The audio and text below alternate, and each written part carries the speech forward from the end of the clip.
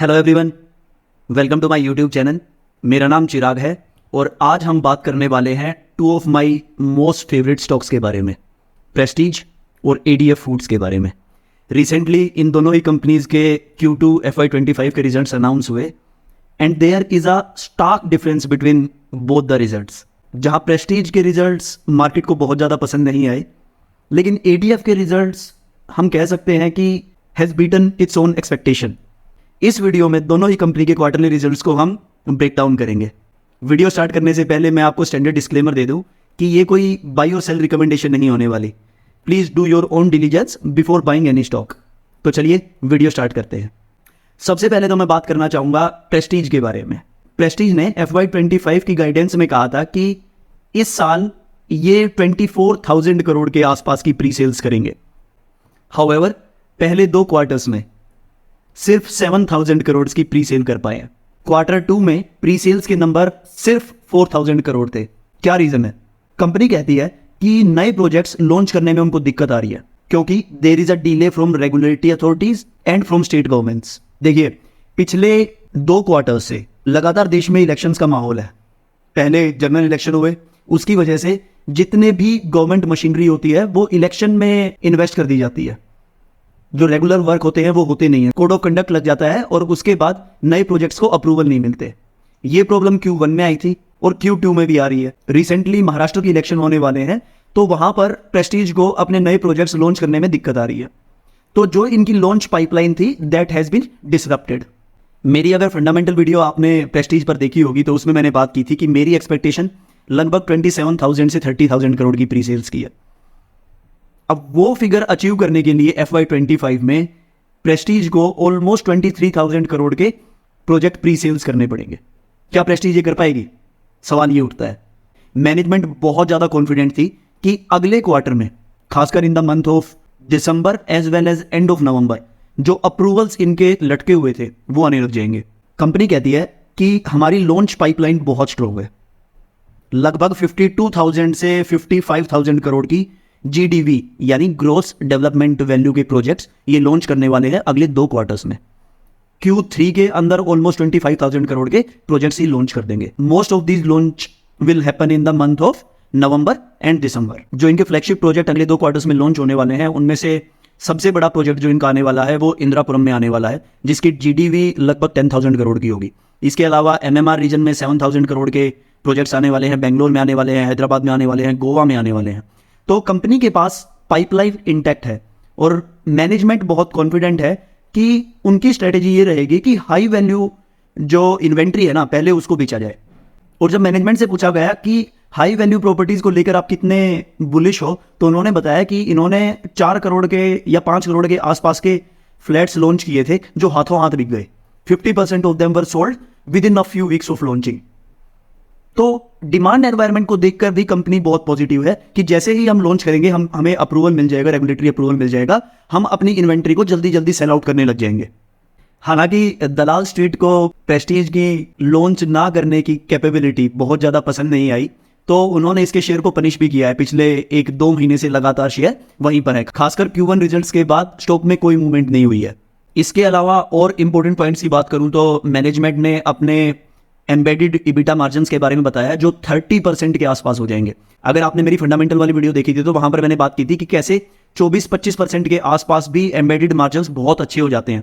आज के दिन में मैनेजमेंट 30% एम्बेडेड मार्जिन्स की बात कर रही है। उसका रीजन क्या है? उसका रीजन ये है कि इनकी रियलाइजेशन बढ़ रही है। रियलाइजेशन यानी जो पर स्क्वायर फीट ये अपने फ्लैट्स के और जमीन के चार्ज कर रहे हैं कस्टमर से, वो लगातार बढ़ रहे हैं। प्राइसेस बढ़ रही है रियल एस्टेट की। ये सबसे बड़ा रीजन है। इनके मार्जिन्स बहुत रैपिडली ग्रो हो रहे हैं। हालांकि जब मैनेजमेंट से पूछा गया कि प्राइसेस और कितने बढ़ सकते हैं तो उन्होंने कहा कि ये प्राइसेस बढ़ना इतना भी पॉजिटिव साइन नहीं है, क्योंकि कस्टमर जो है उसकी रीच से रियल एस्टेट दूर जाता जाएगा। तो हम नहीं चाहते कि प्राइसेस बहुत रैपिडली बढ़े। जो MMR रीजन है और NCR रीजन है वहां पर खासकर रियलाइजेशंस बहुत हाई है। तो इनके नेक्स्ट कुछ क्वार्टर्स में भी हमको रियलाइजेशन इंप्रूव होती नजर आ सकती है, क्योंकि most of the new projects are coming in Mumbai as well as NCR region. इसके अलावा कंपनी के लिए एक जो बहुत अच्छी चीज पिछले 2 क्वार्टर्स में हुई है वो रिडक्शन ऑफ डेट हुआ है। कंपनी ने डेट अपना सब्सटेंशियली कम कर लिया है। लगभग 8200 करोड़ के आसपास कंपनी का डेट हुआ करता था Q1 FY25 में, जो इस क्वार्टर में घटकर सिर्फ 3600 करोड़ रह गया है। और अगर नेट डेट टू इक्विटी की बात करें तो वो 0.55 से कम होकर 0.21 हो गया है। डेट इतना कम कैसे हो गया? थैंक्स टू QIP 5000 करोड़ का जो प्रेस्टीज पिछले क्वार्टर में लेके आई थी। और most of that QIP money has been used to reduce the debt of this company. वो कंपनी QIP कर रही है, वो कंपनी IPO कर रही है। ये इतने सारे QIP IPO आज के दिन में क्यों आ रहे हैं? आज से 3 साल या 4 साल पहले क्यों नहीं आ रहे थे? उसका रीजन ये है कि आज के दिन में स्टॉक मार्केट बहुत हाई वैल्यूएशन पर ट्रेड कर रही है।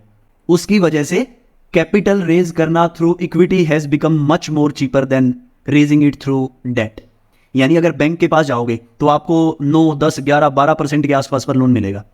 लेकिन यहां पर क्योंकि कंपनी की वैल्यूएशन इतनी हाई है, QIP कर दो, सस्ते में पैसा आ जाएगा। तो इसलिए जितनी भी मैनेजमेंट्स हैं वो आज के दिन में डेट नहीं ले रही, सभी QIP रेज कर रही है या नया IPO लेके आ रही है।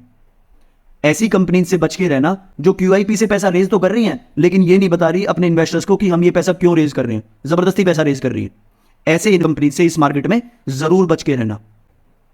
तो जब भी कोई कंपनी QIP लेके आए तो डिग आउट करने की कोशिश करना कि कंपनी को एक्चुअली में पैसे की जरूरत है भी या नहीं है। उसके बाद हम प्रेस्टीज के किराए के धंधे की बात कर लेते हैं। एन्युटी पोर्टफोलियो, रिटेल बिजनेस और कॉमर्शियल बिजनेस दोनों बहुत बढ़िया चल रहे हैं।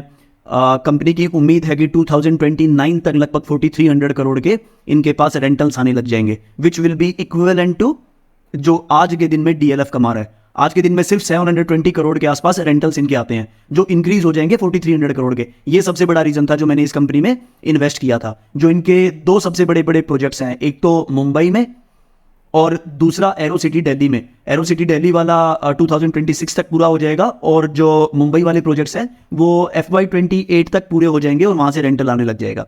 इसके अलावा कंपनी ने एक बहुत इंटरेस्टिंग बात बताई है कि वो NTT जो डेटा सेंटर कंपनी है उसके साथ मिलकर उनके लिए डेटा सेंटर भी बना रहे हैं। इस प्रोजेक्ट का नाम है प्रेस्टीज टेक क्लाउड। जब कंपनी से इसके बारे में पूछा गया तो उन्होंने कहा कि हम डेटा सेंटर को ऑपरेट नहीं करेंगे क्योंकि वो हमारी एक्सपर्टीज नहीं है, लेकिन हम कंस्ट्रक्ट जरूर करके दे सकते हैं किसी अलग अलग कंपनी को और वहां से भी हमारी रेंटल इनकम आएगी। अगर आपको ध्यान होगा तो मैंने अपने डेटा सेंटर वाली वीडियो में इस बारे में बात किया था कि कैसे DLF और प्रेस्टीज जैसे प्लेयर्स जिनके पास बहुत बड़ा लैंड बैंक है वो अनंत राज की तरह डेटा सेंटर मार्केट में कूद सकते हैं। वैसा ही कुछ हमें प्रेस्टीज की कॉल में नजर आया। इसके अलावा होटल बिजनेस भी इनका बहुत बढ़िया कर रहा है। जो रेवपार ग्रोथ थी वो लगभग 24% थी in comparison to last year Q2 24, which is very healthy. आज के दिन में RevPAR 9000 rupees per day per room के हिसाब से है and which is driven by occupancy, यानी ऑक्यूपेंसी लगातार इंक्रीज हो रही है। पिछले क्वार्टर में और लास्ट ईयर में ऑक्यूपेंसी लगभग 55, 56, 57% के आसपास रहा करती थी। आज के दिन में वो बढ़ के 63% पहुंच गई है, यानी एक ट्रेंड नजर आ रहा है। आज के दिन में कंपनी के पास 1400 रूम्स हैं, कीज है, जो बढ़ के हो जाएंगी लगभग 4400 के आसपास इन नेक्स्ट 3 और 4 ईयर्स। और कंपनी शायद नया IPO भी ले आए अपना हॉस्पिटैलिटी बिजनेस में, जो मैंने फंडामेंटल वीडियो में बात की थी। अगर ऐसा होता है तो शायद 18-20 हज़ार करोड़ का IPO आएगा, जिसे आपको और मेरे जैसे जो एग्जिस्टिंग शेयर होल्डर्स हैं उनको जरूर कुछ ना कुछ बेनिफिट होगा। ऐसी हम आज के दिन में उम्मीद कर सकते हैं। हाउएवर कंपनी का कैपेक्स स्पेंडिंग है बोथ हॉस्पिटैलिटी में और एन्युटी बिजनेस में, दोनों में। हॉस्पिटैलिटी में लगभग 2900 करोड़ का कैपेक्स है, जिसको ये फाइनेंस कर देंगे अपने IPO के थ्रू। अच्छा, कंपनी ना डिमांड को लेके बहुत बुलिश लग रही थी, इसीलिए उन्होंने बताया कि वो लैंड बैंक भी बहुत जल्दी खरीद रहे हैं, जल्दी डेवलपमेंट करना चाहते हैं। क्योंकि मुझे ऐसा लगता है कि मैनेजमेंट कहीं ना कहीं सेंस कर सकती है कि अगले कुछ साल रियल एस्टेट कंपनीज के लिए बहुत अच्छे होने वाले हैं, इसीलिए वो इस अपॉर्चुनिटी को ग्रैब करना चाहती है। इनका लैंड बैंक इंक्रीज हो गया है 260 एकड़ से 600 एकड़ तक, यानी 2.5x टाइम्स इनका लैंड बैंक इंक्रीज हो गया इस क्वार्टर में। इसका मतलब क्या है कि मैनेजमेंट एक्सपेंशन मोड में है, मैनेजमेंट को डिमांड दिखाई दे रही है। अगर आप मुझसे पर्सनली पूछेंगे कि मेरा विचार क्या है कंपनी को लेके, तो इस कंपनी में मैं जितना बुलिश आज से 1 साल पहले था उतना ही बुलिश आज भी हूँ। कंपनी का ट्रैक रिकॉर्ड अच्छा है, कंपनी बहुत एग्रेसिवली ग्रोथ कर रही है, डिमांड अच्छी आ रही है, इन्वेंट्री लो है, जो हमारे ग्रोथ ट्रिगर्स थे वो प्ले आउट हो रहे हैं जैसे हम उम्मीद कर रहे थे। तो मुझे ऐसा कोई रीजन नजर नहीं आ रहा कि इस कंपनी से मैं बाहर निकल जाऊं। हाँ, प्राइस एक्शन उतना स्ट्रॉन्ग नहीं है, लेकिन यार ये बिजनेस है। बिजनेस क्वार्टर टू क्वार्टर अगर आप कंपेयर करने लग जाओगे, कोई भी बिजनेस इतना स्मूथली रन नहीं करता कि हर क्वार्टर में वो पिछले क्वार्टर से बेटर रिजल्ट दिखाए। ऐसा कोई भी बिजनेस नहीं होता। हर बिजनेस एक वेव की तरह चलता है, कभी अच्छा कभी बुरा, लेकिन लॉन्ग टर्म ट्रेजेक्ट्री मुझे प्रेस्टीज की बुलिश लग रही है। इसीलिए मैं इस स्टॉक में कोई भी बिकवाली नहीं कर रहा और इसमें बना हुआ हूं। अब बात कर लेते हैं एडीएफ फूड्स के रिजल्ट के बारे में। बम्पर रिजल्ट है, कंपनी जो बोल रही है वो अचीव कर रही है। इससे अच्छा क्या होगा? कंपनी ने गाइडेंस दी थी कि FY27 तक हम 1000 करोड़ की टॉप लाइन कर देंगे, और मुझे ऐसा लग रहा है कि कंपनी शायद वो फिगर उससे भी पहले अचीव कर लेगी। इस क्वार्टर में जो इनके कंसोलिडेटेड रेवेन्यूज हैं वो 32% से इंक्रीज हुए हैं, और ईबिटा की ग्रोथ 40% से आई है। Q2 में ईबिटा मार्जिन भी 17% के आसपास है, जो बुरी नहीं है। अगर आपने मेरी फंडामेंटल वीडियो देखी होगी तो उसमें मैंने बात किया था कि कैसे 18% मार्जिन इस कंपनी के लिए बहुत बढ़िया है। इस कंपनी के growth figures truly Indian brand और सोल ब्रांड है। ट्रूली इंडियन और सोल दोनों ही बहुत अच्छा कर रहे हैं। ट्रूली इंडियन के 1300 स्टोर में डिस्ट्रीब्यूशन हो गया यूएस के अंदर आज के दिन में। रिमेंबर, इस साल के जनवरी में इन्होंने ये ब्रांड शुरू किया था और आज ये 300 स्टोर्स तक पहुंच गया। Sol is doing extremely well in quick commerce and e commerce in India. तो जो कंपनी के टारगेट्स थे सेल्स ग्रोथ के, वो कंपनी लगातार अचीव कर रही है। उसके अलावा जो इनकी लीगेसी ब्रांड है अशोका, उसकी ग्रोथ अगेन बहुत डिसेंट है, जैसे पिछले क्वार्टर में भी थी। कंपनी कह रही है कि हम अशोका की पेनिट्रेशन डेप्थ बढ़ा रहे हैं, यानी जितने भी स्टोर्स में ऑलरेडी अशोका के प्रोडक्ट्स अवेलेबल हैं वहां पर नंबर ऑफ प्रोडक्ट्स SKUs बढ़ा रहे हैं ताकि हमारी सेल्स पर स्टोर बढ़े। Surprise in this quarter I would say in distribution business. Distribution business थोड़ा कम मार्जिन का बिजनेस होता है, 10% के आसपास मार्जिन होते हैं, लेकिन इस क्वार्टर में 17% मार्जिन से डिस्ट्रीब्यूशन बिजनेस इनका खतरनाक स्पीड से बढ़ा है। रीजन क्या है कि वॉल्यूम्स अब की बार डिस्ट्रीब्यूशन बिजनेस में बहुत ज्यादा ही है in comparison to last few quarters. पिछले कुछ क्वार्टर्स से जब से पतंजलि के इनके प्रोडक्ट चले गए हैं और हिंदुस्तान यूनिलीवर्स के भी प्रोडक्ट्स ये बहुत ज्यादा डिस्ट्रीब्यूट नहीं कर पा रहे हैं, उसके बाद ये पहली बार ऐसा क्वार्टर है जब इतनी फिनोमिनल ग्रोथ आई है। हालांकि कंपनी कह रही है कि जो सस्टेनेबल मार्जिन हैं वो शायद 10 या 11% के आसपास होंगे। हालांकि इस साल डिस्ट्रीब्यूशन बिजनेस में ऑलमोस्ट 12 या 13% के आसपास के मार्जिन अचीव कर सकते हैं। कैपेक्स प्लान इनका ट्रैक के ऊपर है। जो सूरत में ग्रीनफील्ड प्रोजेक्ट इनका फेज 1 की एक्सपेंशन हो रही है वो सितंबर ऑफ 2025 तक कंप्लीट हो जाएगा, और कंपनी क्लेम कर रही है कि वहां से ये 3x एसेट टर्न अचीव कर लेंगे, यानी 250-270 करोड़ के आसपास वहां से सेल्स आने लग जाएगी। उसके अलावा कैपेसिटी यूटिलाइजेशन इनकी बहुत अच्छी चल रही है, 70 से 75% के आसपास है। कुछ प्रोडक्ट कैटेगरीज में तो कैपेसिटी यूटिलाइजेशन 90% के आसपास हो गई है।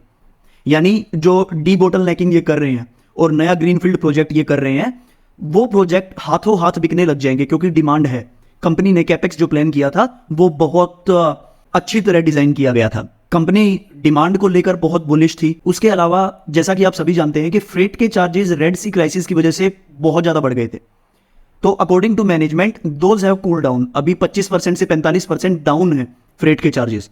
हाँ, खर्चा है अभी कंपनी में, ब्रांड नई क्रिएट करने में खर्चा होता है, और वो आज के दिन में नजर भी आ रहा है। आज के दिन में जो प्रमोशन पे ये खर्चा कर रहे हैं वो 7% ऑफ देयर टॉप लाइन कर रहे हैं।